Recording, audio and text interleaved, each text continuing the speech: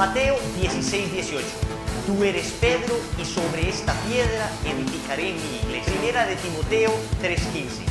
La iglesia es pilar y base de la verdad. Primera de Pedro 3:15. Estad siempre dispuestos a dar respuesta a quienes os pidan razón de vuestra esperanza o de vuestra fe. Muy bien, muchachos, estamos entonces nuevamente el rápido recorrido en curso de apologética. Vimos una introducción, apologética a los no creyentes, apologética a los creyentes no cristianos. Ahora estamos en apologética a los cristianos no católicos y después veremos apologética a los católicos no católicos, ¿no? A ver, otra vez. No creyentes, después creyentes no cristianos, después cristianos no católicos y ahora más adelante al final a católicos no católicos. Estamos en la parte de apologética a cristianos no católicos, es decir, sea el protestantismo histórico o sea el protestantismo que hemos llamado sectario. Cómo defender la fe ante los argumentos que ellos presentan. ¿Con qué empezamos? Básicamente con un recorrido histórico. Entonces vimos desde el origen de la iglesia, fundada por Jesucristo en cabeza de Pedro, hicimos un recorrido.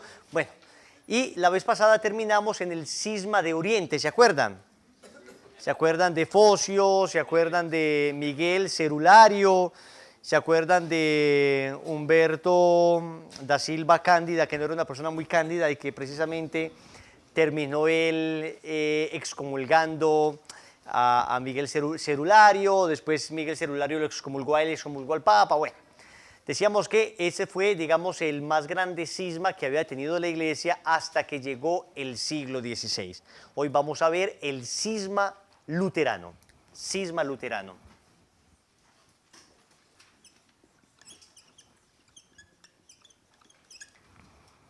Vamos a ver el cisma que generó Martín Lutero.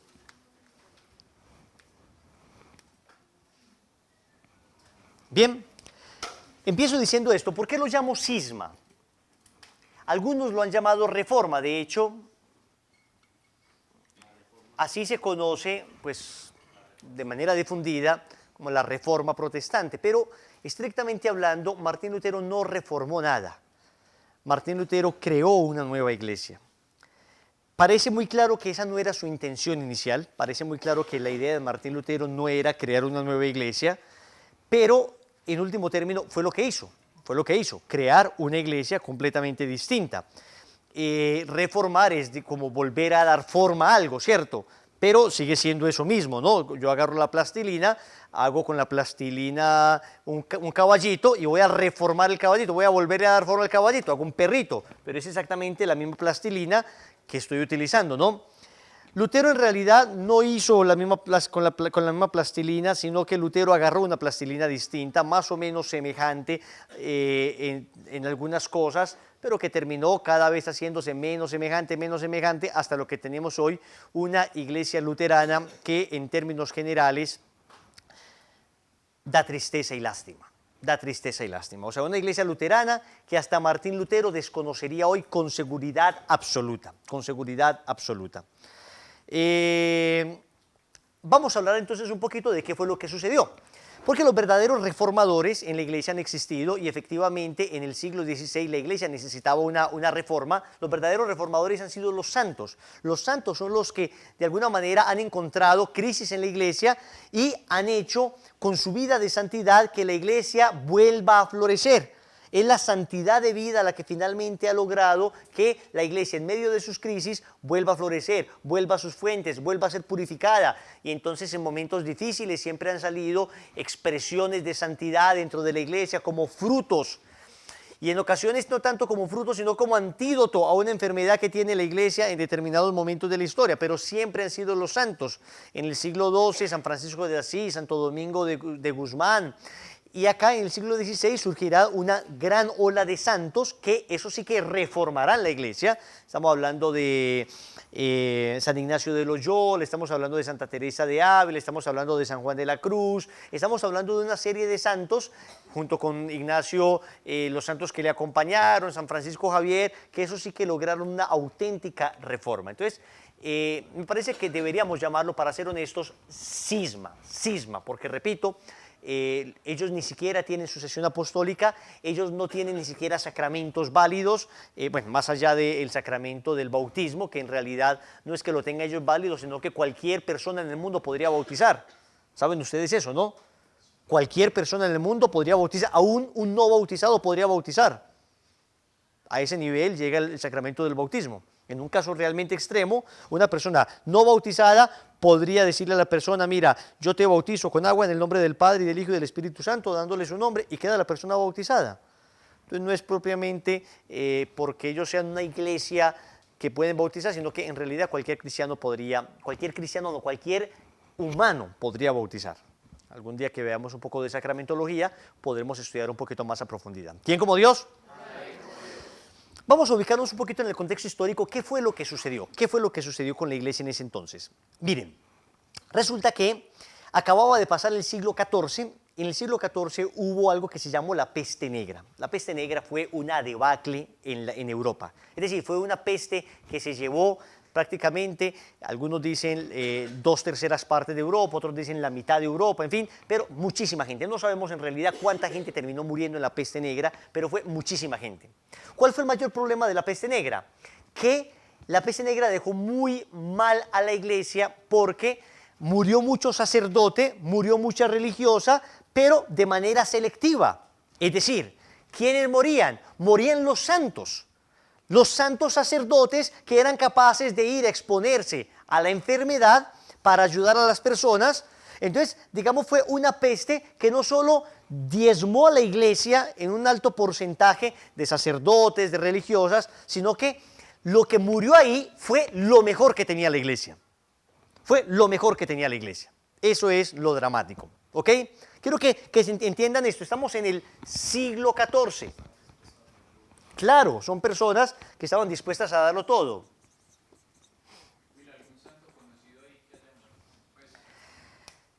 Sí, pero no tengo el dato en ese momento, pero sí, claro, hubo personajes importantísimos en ese momento. Esto de la peste negra, entonces, diezmó la iglesia, digamos, en personas muy selectas, muy virtuosas, muy santas, y claro, los que sobrevivieron, repito, son los que les daba miedo salir, los no muy santos. Entonces, la peste negra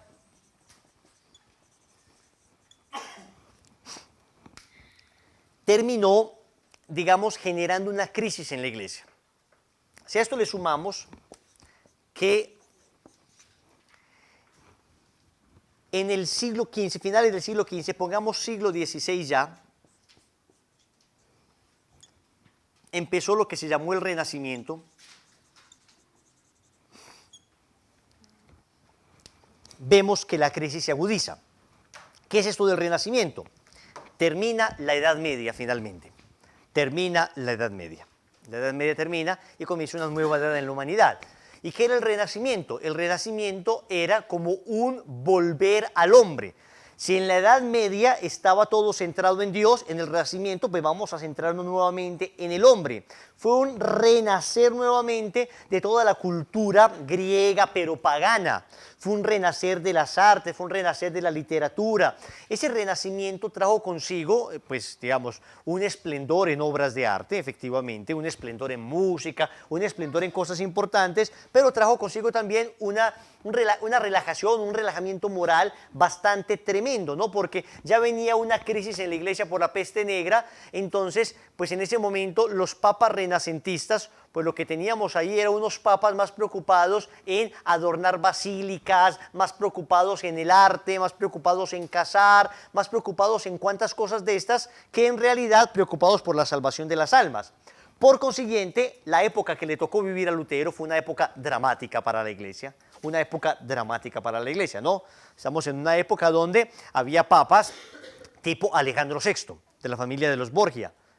Le tocó a Martín Lutero la época de Alejandro VI. Todos hemos escuchado de Alejandro VI, de la familia de los Borgia, que son esta familia que terminaban envenenándose unos a otros, un papa que tenía amantes, que tenía hijos, que le había dado a sus hijos, este papa, los estados pontificios para que los gobernaran, en fin, o sea, estamos hablando de una época crítica en la historia de la iglesia, ¿bien? Entonces vamos a ver. Porque entonces uno podría pensar, bueno, eso fue lo que generó en Lutero la repulsa. Entonces vamos a ver. Vamos a hacer una rápida biografía de Lutero para que entendamos un poquito la mentalidad de este hombre. Yo le recomiendo este libro. Bueno, es un libro un poco ya pues más para estudiar a profundidad a Lutero. Son en realidad 2 tomos de Ricardo García Villoslada.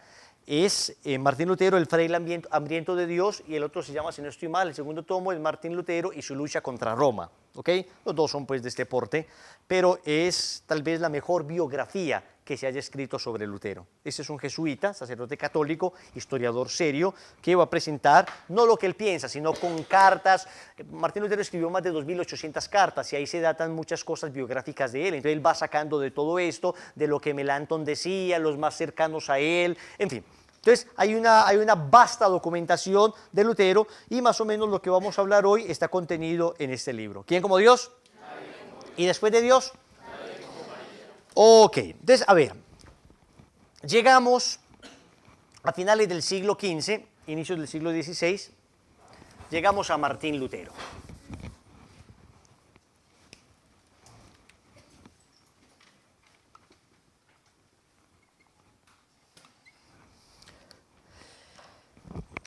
Lutero nace exactamente el 10 de noviembre de 1483.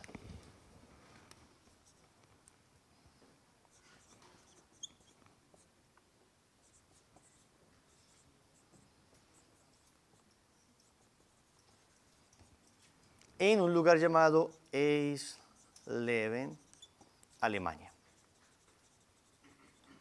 Eisleben, Alemania. Nace Martín Lutero. ¿Ok? Un tipo, los rasgos temperamentales y caracterológicos de Lutero son muy marcados. Martín Lutero era bastante melancólico. Era una persona de impresiones profundas en su alma. Es un tipo que las cosas no le pasan inadvertidas, sino que las cosas le llegan al alma y perduran en su alma tremendamente. Tuvo una infancia difícil. El papá Hans Luther, o Luther, era un tipo bastante fuerte, era un tipo agrio, de comportamiento duro, de comportamiento tenaz, que indudablemente esto se verá reflejado en los temores que Martín Lutero irá adquiriendo en su niñez, en su juventud y más adelante en su vida como fraile y sacerdote. Lutero era una persona que, les adelanto esto, tenía un gran temor a Dios, un gran temor a Dios. Para Lutero, Dios inicialmente era un juez. Seguramente, repito, debió haber influido mucho en la figura de su padre, aunque para ser sinceros, en esa época todos los padres formaban a sus hijos de esa manera. El papá de Lutero era un tipo primero medio pobre, después ellos se trasladan a Mansfeld y ahí pues empiezan a progresar económicamente, entonces van a quedar como un estrato medio más o menos cómodo. Eso será finalmente en lo que vivirá ya Lutero, un estrato pues medio, pero este señor, Hans Luther, era una persona muy dura, o sea, de golpes, de golpizas brutales que él llega a narrar. Lutero dice al final que él ama a su papá, pero cuenta todas estas historias. Digo que esto debe haber influido mucho en la concepción que él tenía de Dios, porque, repito, de alguna manera la primera aproximación que uno tiene de la paternidad de Dios es su padre de la tierra, ¿no? Entonces, si uno tiene un papá así de brusco, así de bruto, digamos, entonces fácilmente uno va a relacionar a Dios con la figura de ese papá. Ok, ese era Martín Lutero. Martín Lutero, digamos, tiene una infancia normal, no se destaca particularmente por nada, se ve que era buen cantante, le sabía tocar el arpa, el laúd, el pelado pues se había metido en un coro de la iglesia. Estamos hablando de la Alemania católica de entonces, obispos, sacerdotes, religiosas, o sea, estamos hablando de una iglesia que era una en Occidente, ¿no? Oriente, ya teníamos la iglesia oriental, la iglesia ortodoxa, pero estamos en Occidente, en el Occidente, en Europa, por consiguiente, éramos todos católicos hasta Martín Lutero, ¿bien? Y Europa era una unidad hasta Martín Lutero. O sea, Lutero no solamente fraccionó la iglesia, sino fraccionó a Europa. O sea, dividió en una guerra fratricida a Europa. Bien, ¿quién como Dios? Y después de Dios, Lutero entra a estudiar Derecho.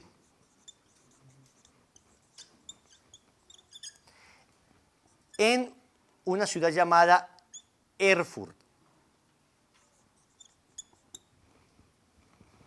en Alemania también, por supuesto. Estamos hablando de una de las tres más importantes universidades de Alemania entonces. Tendría en aquel entonces unos 2.000 estudiantes más o menos. Estamos hablando de que en una ciudad de 20.000 personas, que 2.000 estudiantes se estén, digamos, llenando las vacantes de la universidad, estamos hablando de un 10%. Estamos hablando ya de una ciudad universitaria, ¿no? de un pueblo universitario. Y claro, Erfurt era un lugar floreciente, de mucha fe, un lugar de mucha ciencia, un lugar de mucho conocimiento. Estaba floreciendo muchas comunidades religiosas que se estaban reformando. En ese entonces se estaban reformando los agustinos, los agustinos observantes. Saben ustedes que los agustinos comienzan en el siglo IV con San Agustín, pero estamos en el siglo XVI y estaban reformándose otra vez para la estricta observancia. O sea, había un clima espiritual muy bueno, muy sólido. La gente oraba, no había herejías por ahí. Entonces estaba floreciendo las comunidades religiosas, mientras por el lado del clero, el episcopado, el papado, todo se estaba destruyendo, las comunidades se estaban reformando y había un nuevo florecimiento de vida, de virtud. Esto es muy importante. ¿Quién como Dios? Sucederá que mientras Lutero está estudiando Derecho, va a tener un momento crítico en su vida. De Erfurt a Eisleben hay unos 75 kilómetros. Él iba a visitar a sus padres frecuentemente. En uno de los regresos de visita de su padre empieza una tormenta tan tremenda que Lutero, que iba con un amigo, teme morir porque empiezan a caer rayos. Y él mismo dice que en ese momento él le promete a Dios que si lo salva, entonces él se hará monje. Se lo voy a leer.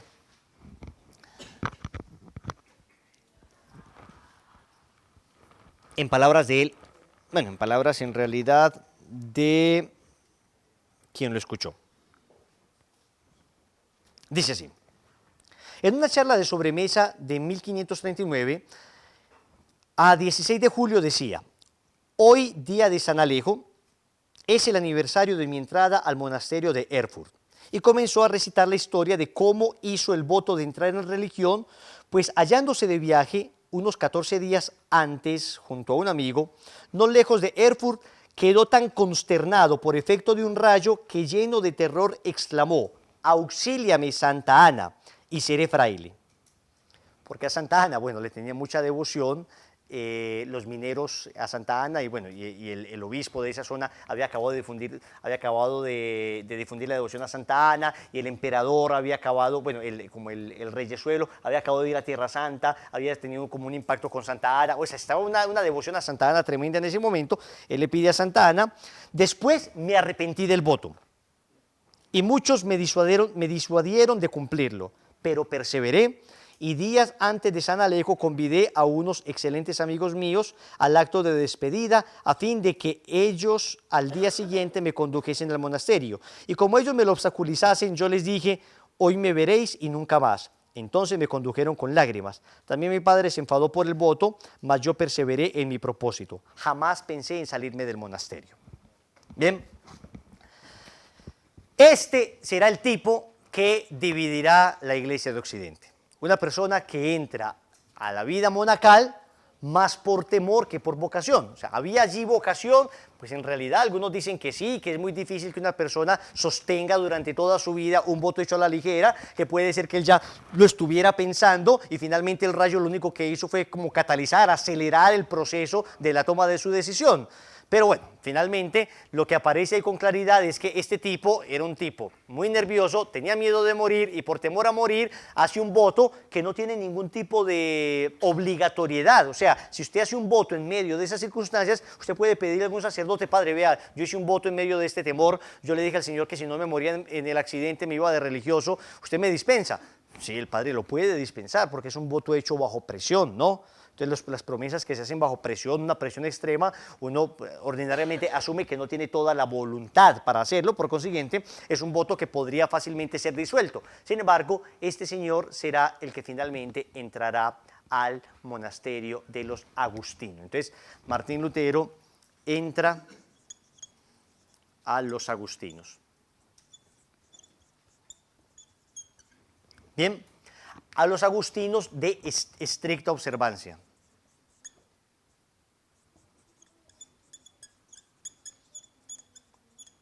Y ahí comienza el padecimiento de Lutero. ¿Por qué? Porque aunque era muy riguroso en la lectura de la palabra, era muy riguroso en las prácticas, en la vida ascética, en las mortificaciones, Lutero siempre tuvo dentro de sí una tremenda vida de escrúpulos. Entonces Lutero creía que nada de lo que hiciera podía satisfacer la ira de Dios. Nada.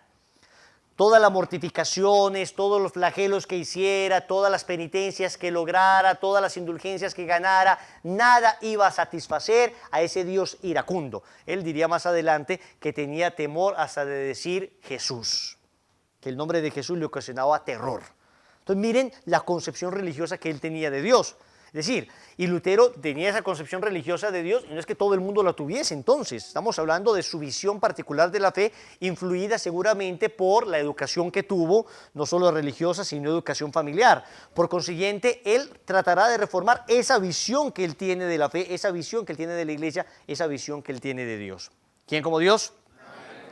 ¿Y después de Dios? Entonces, entra Lutero, el tipo... aunque no destacó al principio en su infancia, luego sí empezó a destacar ya en la universidad, empezó a destacar ya como religioso, un tipo inteligente, pues inteligente, tiene que haber sido inteligente este tipo, para lograr la traducción de la Biblia al alemán. Tuvo que ser un tipo muy inteligente, manejaba muy bien no solo el alemán, sino además el latín, lo manejaba perfecto, sabía algo de hebreo, sabía algo de griego para hacer la traducción. Pues estamos hablando de un tipo muy inteligente finalmente, ¿no? Un tipo con muchas capacidades intelectuales, no con mucha profundidad filosófica, porque el tipo de hecho cayó en errores filosóficos, en un error que llamó el nominalismo, que es lo que sienta la base de todo el relativismo que hoy tenemos. Eso, el nominalismo, algún día lo podremos explicar, es una cosa bastante compleja a nivel filosófico, pero básicamente el nominalismo es lo que pone la base de todos los relativismos que vemos hoy. O sea, si hoy hay ideología de género, es por el nominalismo. El nominalismo lo que niega es que existan verdades absolutas, es que existan naturalezas universales. El nominalismo dice, existen sujetos, individuos concretos, pero no naturalezas universales. Bueno, olvídenlo, si no han entendido nada, delete y sigamos. Pero Lutero era de esa línea, de Guillermo de Ockham, o sea, era un tipo que finalmente terminó influido por un error, por una filosofía errónea, no fundamentada en Aristóteles, no una filosofía como la que tenía, digamos, Santo Tomás de Aquino. De hecho, era antitomista a más no poder, antiaristotélico a más no poder, muy propio de la Universidad de Erfurt entonces, ¿no? ¿Quién como Dios? Muy bien. Entonces, este tipo, con esos antecedentes familiares, con esa formación escasa religiosa, digamos, esa concepción de Dios tan extraña, con unos profundos vacíos filosóficos, pero tremendamente inteligente y observante, no estamos diciendo que Martín Lutero fuera un tipo inmoral, no, el tipo era observante a más no poder, con unos escrúpulos tremendos, o sea, ahí lo que había era una bomba de tiempo, que tarde o temprano iba a estallar. Ahora, lo que le iba a hacer estallar no necesariamente iba a ser algo injusto, algo malo, sino que él podía apreciar con justicia errores, pero eso finalmente iba a generar en su alma lo que terminó dividiendo la iglesia, lo que se llamó el origen del cisma luterano. Las 95 tesis que él finalmente escribió el 31 de octubre de 1517.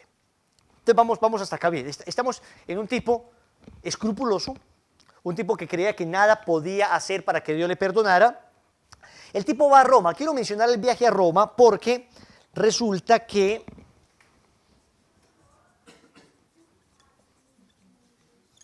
esto fue en 1509 el viaje a Roma, porque mucha gente dice que Lutero llegó a Roma y quedó tan escandalizado por Roma que finalmente él termina separándose de la iglesia por los escándalos que vio en la ciudad eterna.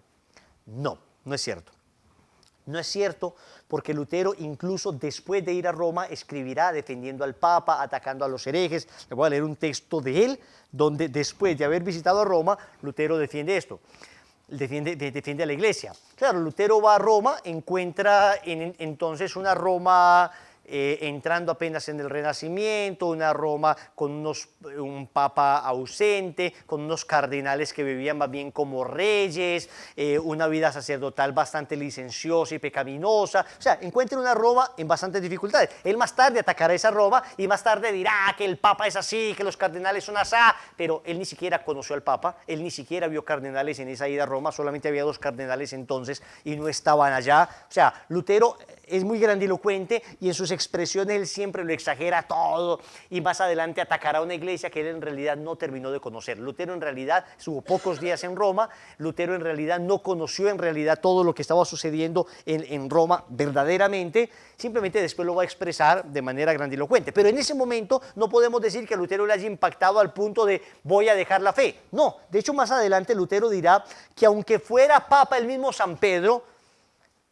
él igual estaría rompiendo con Roma si es que sostiene unas posiciones teológicas. O sea, el problema de Lutero no fue la vida moral de los miembros de la iglesia de entonces. El problema de Lutero fue un problema teológico. Fue un problema teológico que les voy a explicar a continuación. Les voy a leer lo que Lutero, después del viaje a Roma, años después, en 1514, por ejemplo, comentando el Salmo 69, dirá, miren lo que dice Lutero, 1514, todavía no estamos en el Lutero protestante, apenas está empezando él con esas ideas, pero miren lo que dice acá. Los herejes, decía en 1514 comentando el Salmo 69, verdaderamente quieren el mal a la iglesia, porque le achacan falsedades y la fingen lodazal de vicios y perversos cristianos, y así de un pequeño número de malos concluye que todos son malos, porque ven muchas pajas en la era, afirman audazmente que todo es paja, sino solo grano, desean el bien para sí solos y el mal para la iglesia, es decir, tienen voluntad y deseo de ser estimados por buenos solamente ellos y que la iglesia sea reputada mala en todos los demás, ya que ellos no pueden parecer buenos sino afirmando que la iglesia es mala, falsa y mendaz. Esto lo dice Lutero, el que más tarde atacará a la iglesia como un demonio, el que más tarde dirá contra el papa todo tipo de sandeces, el que más tarde llamará al papa demonio, asno, anticristo, en fin. Esto lo dice todavía en 1514. Bien, Lutero regresa de Roma, les repito, no muy edificado tampoco, no es que haya visto allá, pero cuando llegó a Roma se puso de rodillas, él mismo contará que se puso de rodillas y saludó a la ciudad eterna, recorrió la tumba de San Pedro, la tumba de San Pablo, fue a las catacumbas, estuvo en las iglesias donde hay una cantidad enorme de reliquias, ganó las indulgencias, hasta ahí no hay ningún problema, no hay ningún problema. ¿Qué pasó? En 1517 vino el problema de las indulgencias.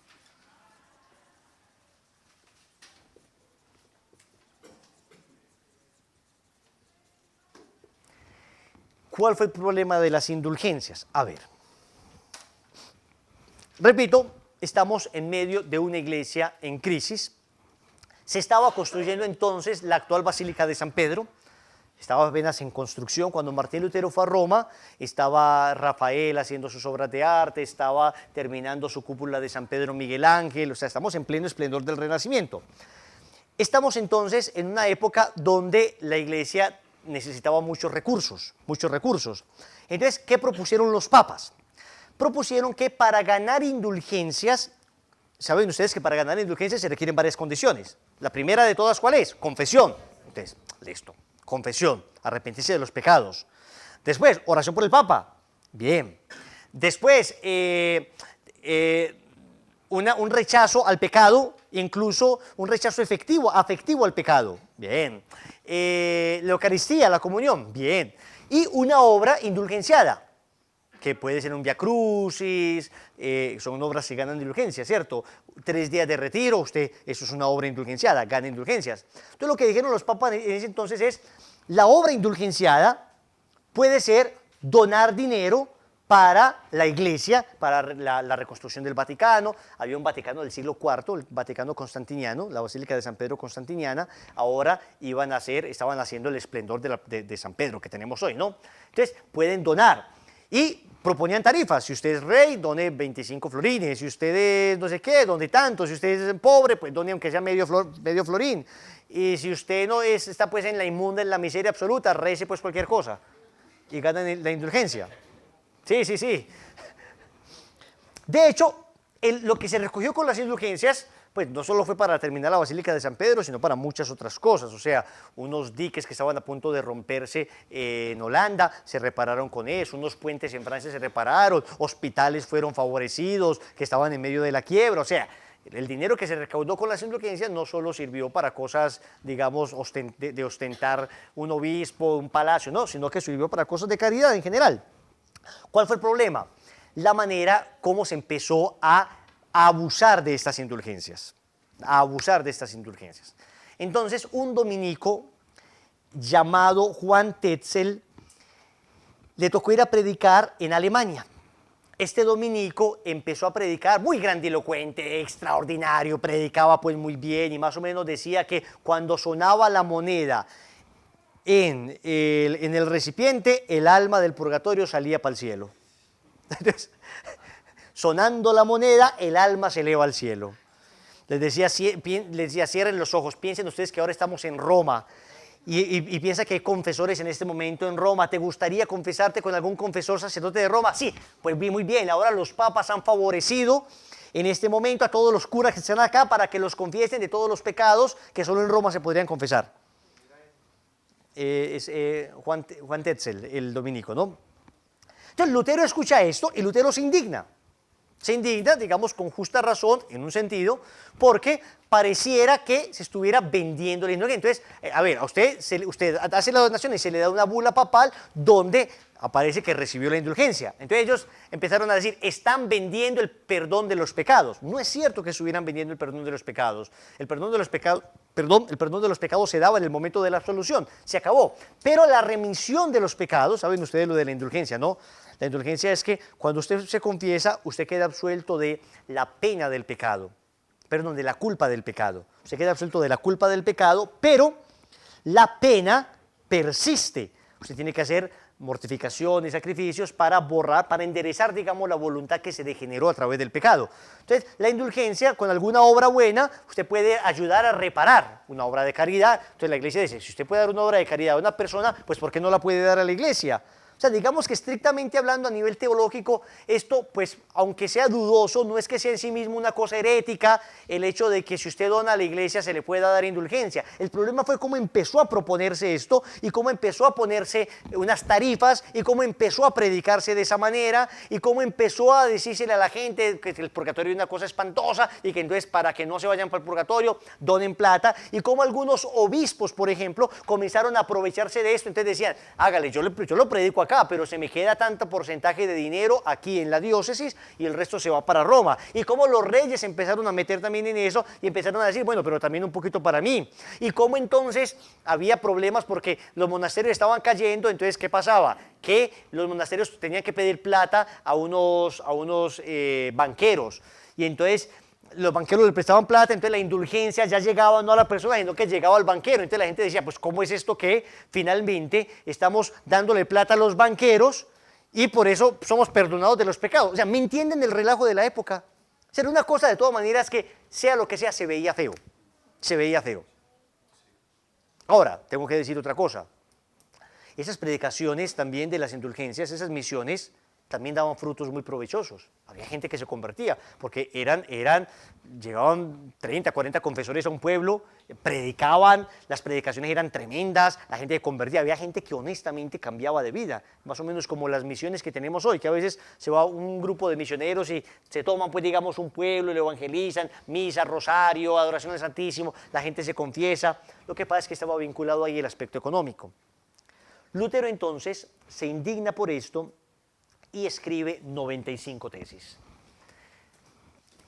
Vamos a ponerlo en rojito. El 31 de octubre de 1517, Lutero escribe sus famosas 95 tesis,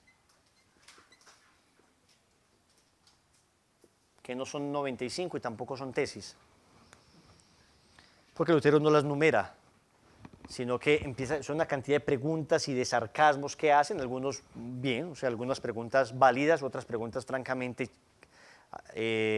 hirientes, sarcásticas, Y entonces él pone una serie de preguntas y será más tarde cuando las empiecen a imprimir que alguna casa editorial, pues no se llamaban casa editorial, sino alguna persona las organiza y las agrupa en 95, ¿no? Dicen que Martín Lutero ese día, el 31 de octubre, va a la iglesia de Wittenberg y de ahí precisamente del ducado de Erfurt y clava esas 95 tesis.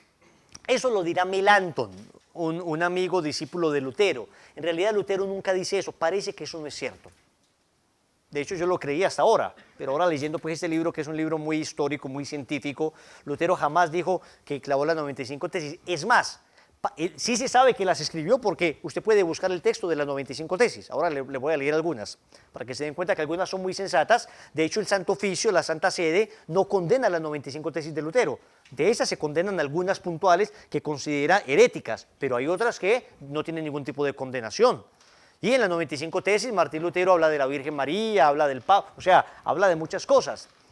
De hecho, cuando uno habla con un protestante, no ha leído las 95 tesis. Casi ningún protestante ha leído las tesis de Lutero. Simplemente dice que Lutero con las 95 tesis empezó todo. Pero, ¿saben qué? Lutero en realidad lo que hizo fue enviar una carta con las 95 tesis al obispo de entonces para decirle, vea, hombre, dígale a este tipo, a este Juan Tetzel, que deje de decir estas cosas. El caso es que este obispo maneja mal la cosa, envía esto a la Santa Sede envía a Lutero como una especie de regaño, le dice que se retracte, Lutero no se retracta, Lutero insiste en esto, la Santa Sede excomulga a Lutero y ahí es que empieza todo. O sea, ¿me entienden? Todo, yo creo que nadie se imaginó que esto iba a terminar en un cisma, nadie se lo imaginó. Simplemente Lutero escribe estas 95 tesis, esto se empieza a popularizar, y de repente Alemania completa está inundada de las tesis de Lutero, esto salta a Holanda, o sea, empieza a saltar para todas partes y empieza el cisma luterano, empieza la famosa reforma protestante que han llamado. Miren, con un acontecimiento de estos que uno diría, eso se pudo haber resuelto. Curiosamente, en esa época estaba el emperador Carlos V, que era un emperador muy favorable a la iglesia, que no quería que se dividiera la iglesia, y se dividió. Qué cosa tan curiosa. Cuando hablamos la vez pasada del cisma de Oriente, ¿se acuerdan que también había un emperador favorable? O sea, qué cosa tan curiosa que los cismas intraeclesiales se han dado no en medio de las persecuciones políticas, sino más bien en medio de la favorabilidad política. O sea, como que en el tiempo de alguna relativa paz, en tiempo de que no hay persecuciones. Cuando ha habido persecuciones, más bien nos hemos mantenido firmes, fuertes, juntos. Por ejemplo, cuando hay persecuciones, inmediatamente, cuando no hay persecuciones, empiezan a suceder este tipo de cosas. Entonces, Lutero escribe las 95 tesis, voy a leerles algunos extractos. A ver, ¿por qué hago esto? Porque yo cuando estudié esto hace muchos años, nunca me leyeron las tesis, nunca me interesó, ni sabía en realidad en qué consistían las tesis. Entonces, bueno, vamos a leer las primeras 94. No, voy a leer algunas. Por ejemplo, la tesis 6. El Papa no puede remitir culpa alguna, sino declarando y testimoniando que ha sido remitida por Dios, o remitiéndola con certeza en los casos que se ha reservado. Si estos fuesen menospreciados, la culpa subsistiría integralmente. O sea, son cuestiones como más teológicas. El 7. Mal y torpemente proceden los sacerdotes que reservan a los moribundos penas canónicas en el purgatorio. Ya empieza a ser un poquito más sarcástico. La 11. Esta cizaña, cual la de transformar la pena canónica en pena para el purgatorio, parece, por cierto, haber sido sembrada mientras los obispos dormían. La 16. Al parecer el infierno, el purgatorio y el cielo difieren entre sí como la desesperación, la cuasi desesperación y la seguridad de la salvación. Casi que estaba diciendo, hombre, el infierno parece que no se diferencia en el purgatorio casi de nada. 20. Cuando el Papa habla de remisión plenaria de todas las penas, no significa simplemente el perdón de todas ellas, sino solamente el de aquellas que él mismo impuso. Pues, lo que está diciendo es, el Papa dice, bueno, te va a perdonar todas las penas que yo te puse. Él diferencia mucho entre la pena, el pecado en sí y la pena canónica. Hay una pena canónica, pues casi, normalmente todas las penas canónicas son pecado, claro, pero él dice, bueno, lo que dice es, ¿por qué las penas canónicas no necesariamente todas son pecado? Entonces, que por ejemplo, usted no puede, no se pone clériman, eso implica una pena canónica. Bueno, es una pena canónica, pero no es un pecado. O sea, él trata como de hacer esa diferenciación y en ese momento no se tenía muy claro. El caso es que, más o menos este es el tono de, voy a leer la 24, el tono de las tesis. Por esta razón, la mayor parte de la gente es necesariamente engañada por esa indiscriminada y jactanciosa promesa de la liberación de las penas. O sea, noten el tono de todas maneras de Lutero. No es un tono así pues como muy cordial, muy amable, pero para ser sincero tampoco es que le hayan respondido muy cordial y muy amable a él. O sea, también la pela fue miedosa.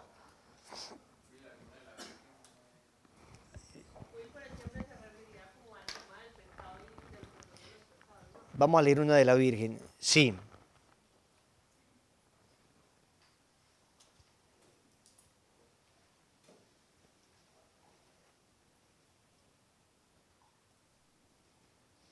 Miren, por ejemplo, esta.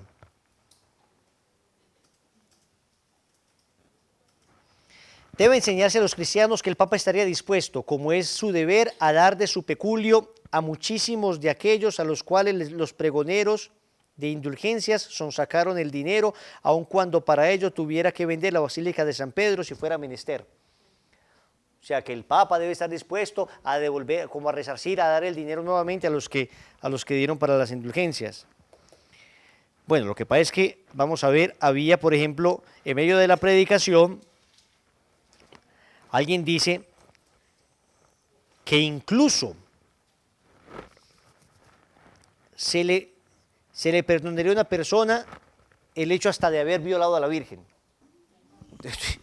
O sea, de esa manera es que predicaban también. O sea, entonces, que esta indulgencia es tan efectiva que en el caso de que, bueno, no si nunca se va a dar, pero hasta un pecado tan atroz como ese se perdonaría. Entonces Lutero menciona ese caso. No, esto lo decían los predicadores. Dice acá, la tesis 75. Es un disparate pensar que las indulgencias del Papa sean tan eficaces como para que puedan absolver, para hablar de algo imposible, a un hombre que haya violado a la Madre de Dios. Estamos hablando entonces de eso. Y miren, Madre de Dios, o sea, por eso un protestante difícilmente leerá esto, un evangélico, pentecostal, pues porque es que Lutero habla de todas maneras como católico, ¿no? Habla como católico. ¿Qué va a pasar? Esto se va a formar un zafarrancho. Un zafarrancho, esto va a ser un problema tremendo porque resulta que había de alguna manera un cierto resentimiento de los príncipes alemanes contra Roma. Entonces muchos de estos príncipes aprovecharon, digamos, el fervor del populacho, que empezaron a apoyar a este frailecito que hablaba tan vehementemente, que hablaba de una manera tan grandilocuente. Entonces el Santo Oficio lo va a perseguir. Entonces los príncipes empezaron a esconder a Martín Lutero para que la Inquisición no le pudiera hacer daño. Empezaron pues como a protegerlo, lo sacaron a escondida para que no lo mataran. El caso es que los príncipes alemanes encontraron la manera como de desligarse finalmente de Roma. O sea, aprovecharon esto para hacer una jugada política, aprovecharon un acontecimiento religioso para hacer una jugada política y efectivamente lo hicieron. Se desvincularon finalmente de Roma y este protestantismo se difundió pues como la pólvora, porque después de Lutero vino Calvino en Suiza, entonces Calvino ya empezó a decir también que somos predestinados a la salvación y que algunos son predestinados a la condenación. Después vino John Knox, después Wesley, después más adelante vendrá Enrique VIII en Inglaterra, que Enrique VIII cuando era católico escribió contra Martín Lutero y defendió los 7 sacramentos. Después Enrique VIII será también el que se separará de la iglesia porque el Papa no le da una nulidad matrimonial. O sea, de ahí empieza una pólvora de divisiones que hoy nos tiene con más de 40.000 iglesias distintas. Este es, digamos, el acontecimiento que genera el cisma luterano. Pero lo que hay detrás, y es acá donde quería llegar, voy a borrar todo esto, lo que hay detrás es un problema de orden teológico, que Martín Lutero finalmente, después de madurarlo mucho, en 1519 lo dirá. Es el tema de la sola fide.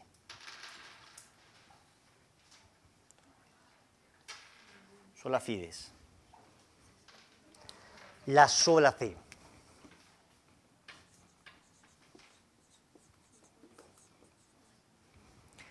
Lutero era profesor de Biblia, de la Carta a los Romanos. En la Carta a los Romanos, en el capítulo 3, versículo 28, dice lo siguiente. ¿Quién lo lee, por favor? Romanos 3, 28.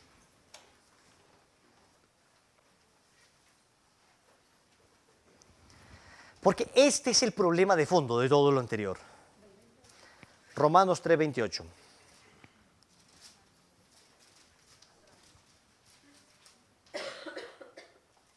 ¿Quién dijo yo? No, de alguien más cerca para que quede en el micrófono. A ver, párate, para que...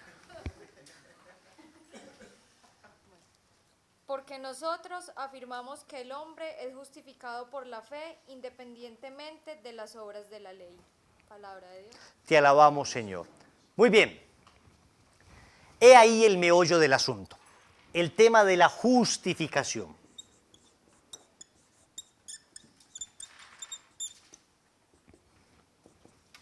O sea, el proceso a través del cual Dios nos hace justos.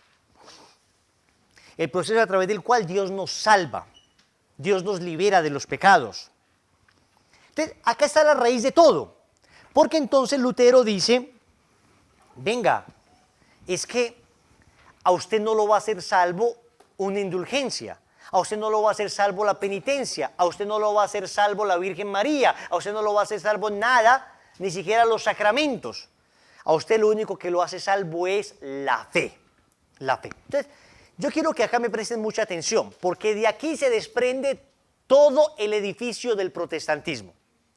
Todo el edificio protestante se desprende de una mala interpretación de esta cita bíblica. ¿Ok?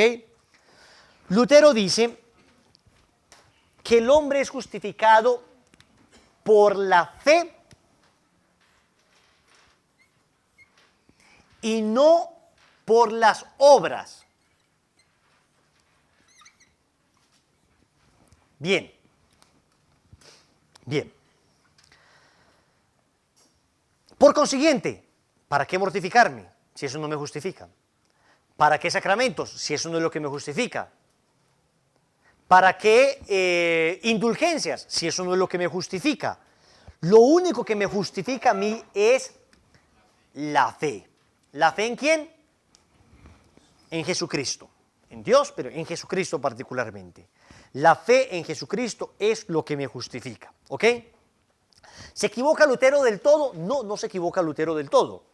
El problema de Lutero está en la explicación que da de esto. O sea, efectivamente nosotros somos justificados por la fe en Cristo. Eso no tiene ninguna duda. Juan capítulo 3 versículo 16 dice, tanto amó Dios al mundo que entregó a su Hijo único para que todo el que en él crea no se pierda, sino que tenga vida eterna. La salvación finalmente viene de creer en Cristo.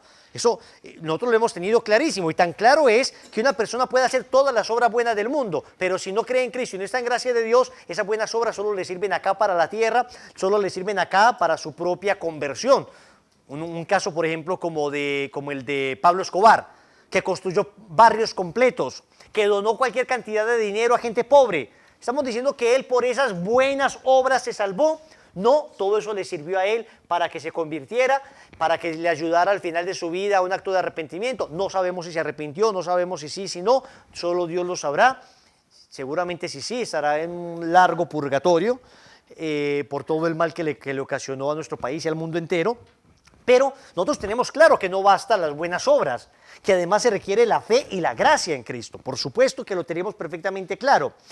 Pero Lutero llega a despreciar las obras. Lutero llega a decir que la fe es tan suficiente que es que no importa la obra que tú hagas, basta que tú creas. O sea, no importa lo que tú hagas. Llegó a decir en una ocasión que él podría adulterar 1000 veces en un día, una cosa que sería imposible en la práctica, pero como le digo, él siempre es grandilocuente. O sea, cuando usted lee a Lutero, lee sus cartas, Lutero es, o sea, en una ocasión, por ejemplo, él dice, se lo voy a leer textualmente, es increíble.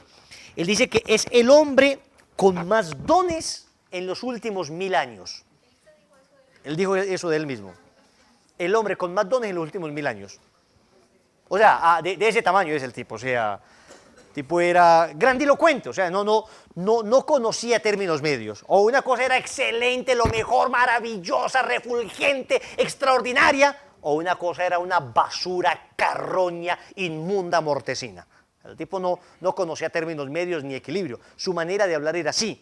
Por eso cuando él habla, uno no sabe tanto o sea, qué tan cierto es lo que está diciendo, porque, repito, lo expresaba siempre todo de una manera súper grandilocuente, hiper mega grandilocuente. Magnificaba todo. Entonces vamos con esto. ¿Por qué Lutero llega a esto? Claro, ¿se acuerdan ustedes que Lutero era escrupuloso? ¿Se acuerdan que él era tan escrupuloso que siempre se sentía juzgado por Dios? Que siempre sentía que se iba a condenar y que todo lo que hacía finalmente era insuficiente, que todas las mortificaciones, confesiones, o sea, él tenía un problema de conciencia. Lutero fue un tipo que para resolver un problema de su conciencia partió la iglesia en 1000 pedazos. Para resolver un problema propio de su conciencia, terminó fraccionando la iglesia. O sea, miren de todas maneras la capacidad del tipo, ¿eh? Pero eso fue lo que sucedió. Porque entonces, él cansado de hacer mortificaciones, de peregrinaciones, cansado de una y de otra cosa, él finalmente llega a esto como una cosa reveladora. Como que, uy, bueno, por fin. O sea que lo único que tengo que hacer es creer. Lo único que tengo que hacer es creer. Punto. Independientemente de mi vida moral. Por eso él terminará saliéndose del convento, se terminará casando. Y bueno, insultando, gritando, diciendo una cantidad de cosas, terminará en ocasiones en cosas feas, como por ejemplo apoyar la masacre de los campesinos. Hubo una masacre de campesinos que él apoyó estando en vida por apoyar él a los príncipes que lo apoyaron a él. Él apoya a los príncipes en un momento y hay una masacre de campesinos, termina diciendo cosas espantosas contra los judíos. Incluso en la raíz del antisemitismo alemán hay muchos textos de Martín Lutero, que en un principio Lutero decía que hay que tratar de convertirlos y después cuando vio que no se convertían, los empezó a insultar y a decir que ellos habían matado a nuestro Señor. O sea, a ese nivel, estamos hablando de ese Lutero, ¿no? Hay también ocasiones donde escribe bellezas, cartas apasionadas de amor a Dios. O sea, yo no digo que él sea simplemente un monstruo. Estoy diciendo que en medio de la complejidad de su carácter, él terminó haciendo muchas cosas mal, una tras otra, tras otra, tras otra. Y los frutos de eso fueron masacres, asesinatos, la guerra de los 30 años. Bueno, en fin, o sea, estamos hablando de una cosa que todavía no terminamos de sanar. Lutero tenía ese problema de conciencia. En ese problema de conciencia, él encuentra esto como lo más revelador, sin entender el contexto de lo que estaba diciendo San Pablo. A ver, miren esto. Cuando él hace la traducción propia de su Biblia, Lutero le añade a este texto la palabra solo. El hombre justificado por la fe y no por las obras de la ley, dice San Pablo. Lutero dice, el hombre justificado solo por la fe y no por las obras de la ley. ¿Se acuerdan que en algún momento les leí cuando le recriminaron que la palabra solo no estaba en el original griego? Él dice, basta que el doctor Martín Lutero lo quiera y así se quedará en mi Nuevo Testamento, aunque rebuznen todos los asnos papistas. Aunque griten y rebuznen todos los asnos papistas. Pero ¿cómo alcanza a coger tanto poder? Entonces, ¿por qué coge tanto poder? Por el apoyo de los príncipes alemanes. ¿Ok? Repito, como les dije ahora, lo que va a suceder es que se van a aprovechar políticamente del hecho y en un problema religioso lo van a trasladar al ámbito político. Entonces esa fue la primera modificación que se le hizo a la Biblia. Sí, bueno, de hecho Lutero empezó a hacer un canon dentro del canon y es muy propio de los protestantes esto. Lutero empezó en el momento de la traducción de la Biblia a considerar unos textos más inspirados que otros. Por supuesto, el texto del Nuevo Testamento que consideró menos inspirado y que llegó a llamar algo así como una carta de pacotilla sería el texto de la carta del apóstol Santiago. ¿Alguien tiene idea por qué? Exactamente, porque el apóstol Santiago en el capítulo 2, versículo 14, habla de la fe sin obras y dice que una fe sin obras es una fe muerta, completamente contrario a lo que este hombre está diciendo acá. ¿Sí me hago entender? Por eso él lo quiso sacar. Entonces, Santiago 2:14.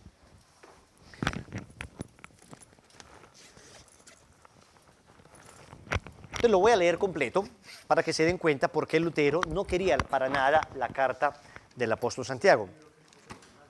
Un libro, él lo puso al final de su traducción. No lo sacó, no se atrevió a sacarlo de todas maneras, pero lo puso al final de la Biblia. Miren lo que dice el viejo Santi.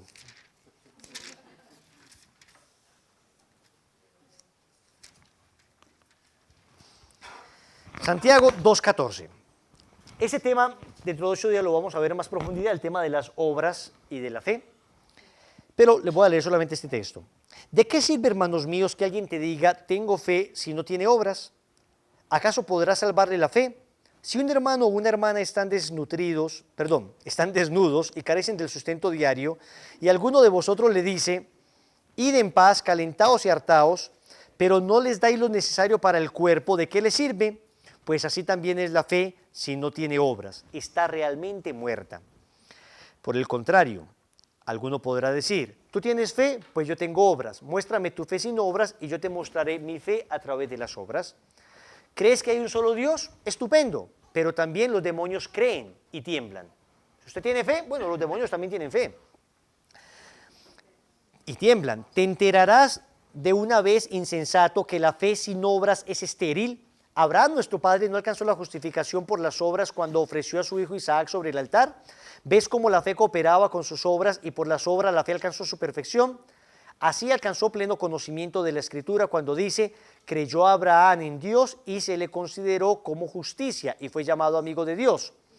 Ya veis cómo el hombre es justificado por la fe, por las obras y no solo por la fe.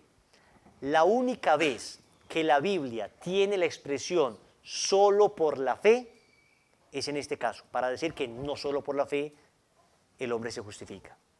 Y Lutero añadió acá solo por la fe, para decir todo lo contrario. La única vez que la Biblia dice solo por la fe, o fe solamente, o sola fides, es en este texto, para decir el hombre es salvo no solo por la fe, sino que las obras expresan su fe.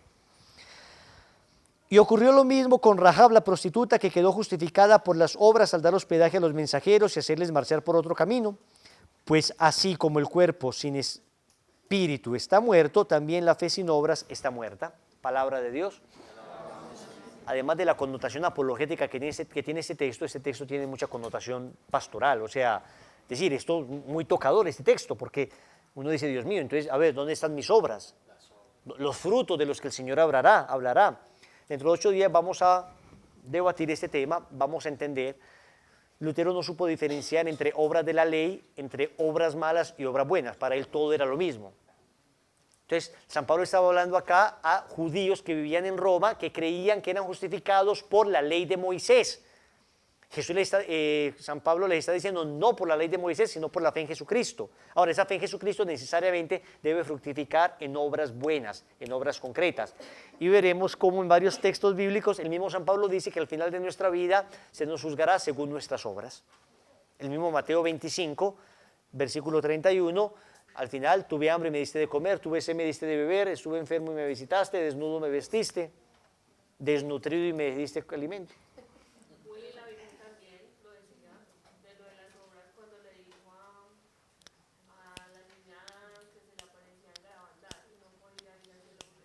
Claro, sí, pero bueno, un protestante el argumento pues de que la Virgen en Garabandal le dijo a la niña, no sería pues como muy convincente, pero te entiendo, o sea...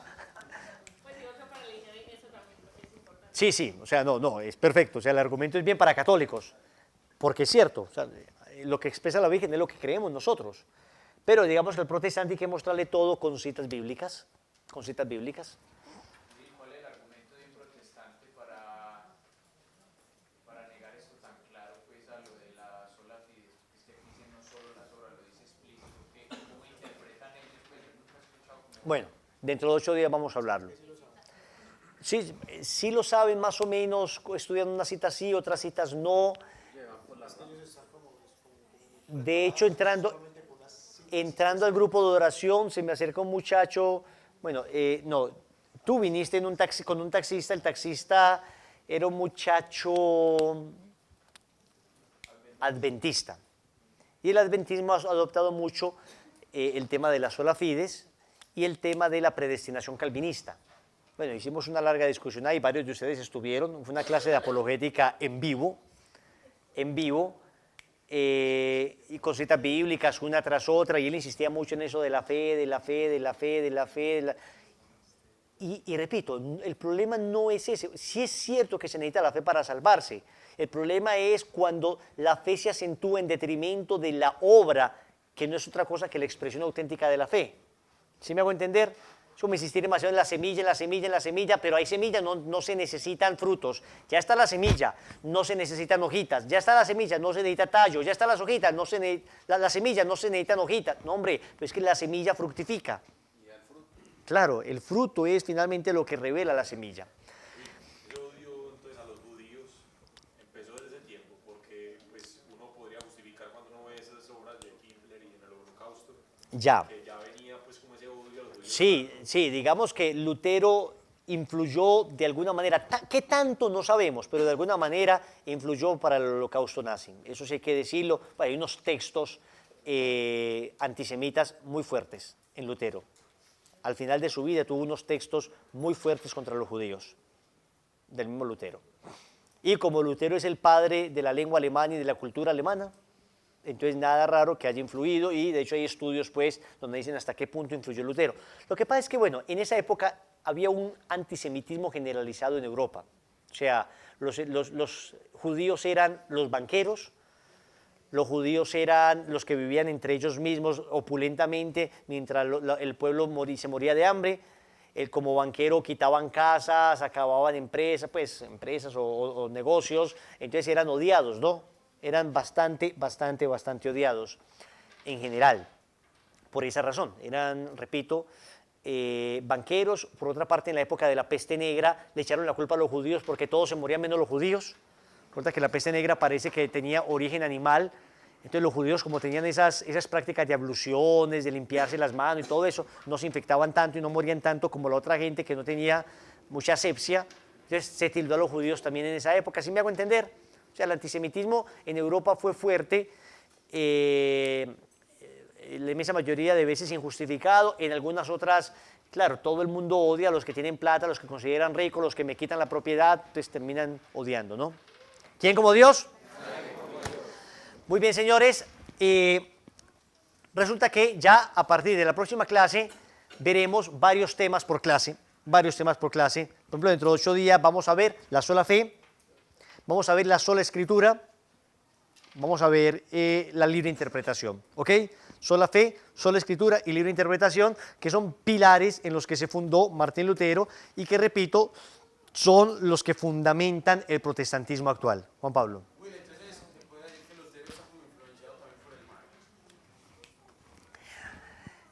Lutero está influenciado por el mal. A ver, el virus de la división no viene necesariamente, el virus de la división necesariamente no es de Dios, o sea, indudablemente no es de Dios. El que quiere dividir es el maligno, ¿ok? Entonces, en ese sentido, sí, el demonio quiere dividir. Lo que pasa es que hay que decir que hubo errores también en el proceso como se abordó el tema, ¿no? Hubo errores como se abordó el tema, pero aun cuando a Lutero se le propiciaron los medios para que defendiera sus tesis y hubo debates con teólogos que demostraron en sus tesis errores, él no se quiso retractar de ninguna manera, o sea que hubo una soberbia tremenda ahí que terminó dividiendo la iglesia.